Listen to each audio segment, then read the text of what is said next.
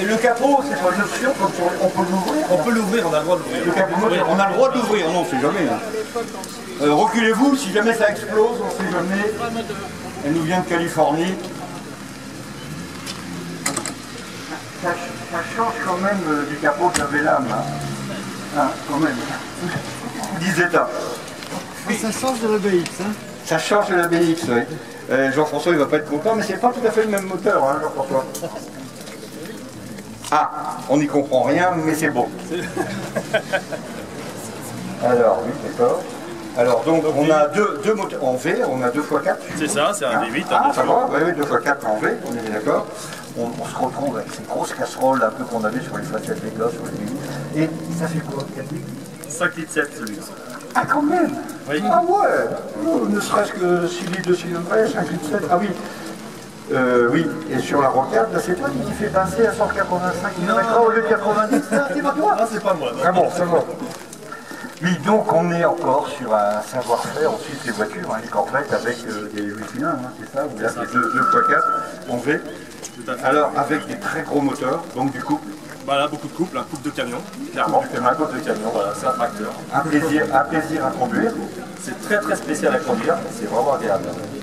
Quand tu dis spécial, C'est de l'américaine, hein, donc ça tourne pas, ça freine pas. C'est fait pour faire de la ligne droite. Hein, mais non, mais on est vraiment assis sur les roues arrière, donc c'est bizarre, hein, parce que le capot est hyper long. Oui. Et comme tu disais, il y a du couple, il faut faire hyper attention au niveau de la pédale d'accélérateur, surtout aujourd'hui. oui. Vraiment attention, mais par contre c'est vraiment sympa.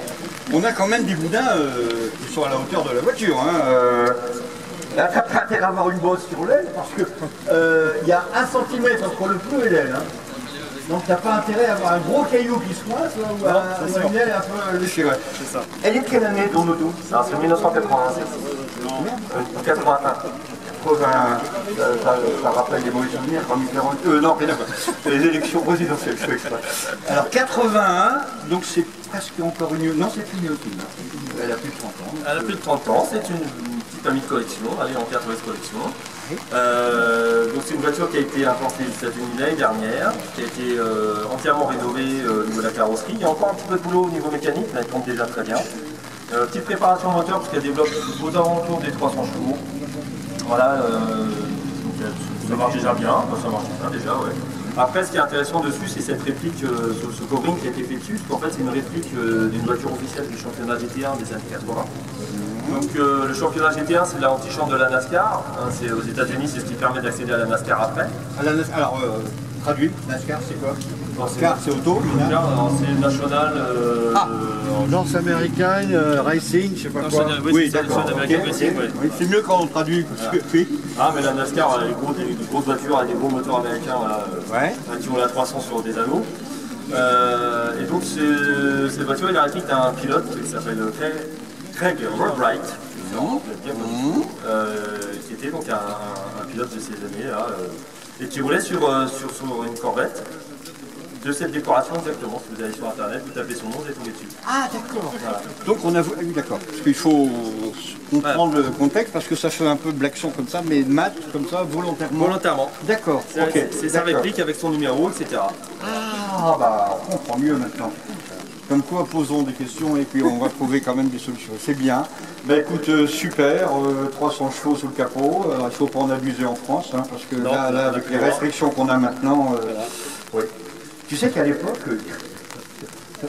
quand tu le faisais avec cette vitesse, parce que tu avais une alcoolémie qui est bien supérieure à 0,5, je te parle des années 70. Moi j'ai fait mes études en Belgique, et on avait fait avec beaucoup d'amis une bringue, et on sortait avec une vieille Volvo, qui n'est pas dans une voiture de collection, on s'est fait arrêter par les gendarmes. Et on a pris ça à la rigolade, eux pas trop, donc on a dormi au poste, ça c'est pas grave. Mais ce qui est extraordinaire, ces flics d'aujourd'hui, de l'époque, il faut bien que les jeunes s'amusent. C'est quand même extraordinaire. En 68, 70, il faut bien que les jeunes s'amusent, quoi. Bon, on avait bu plus qu'un coup, hein, puisqu'on devait avoir 0,8 ou 1,4 ou 1,6. Donc on a quand même pas été en dégrisement. On a été au poste, on a amusé des gens qui n'étaient pas très amusants eux-mêmes, et ça les a fait beaucoup, enfin rire non. Mais disons qu'ils nous ont ils nous ont relâchés en disant bon, faut bien que jeunesse s'amuse.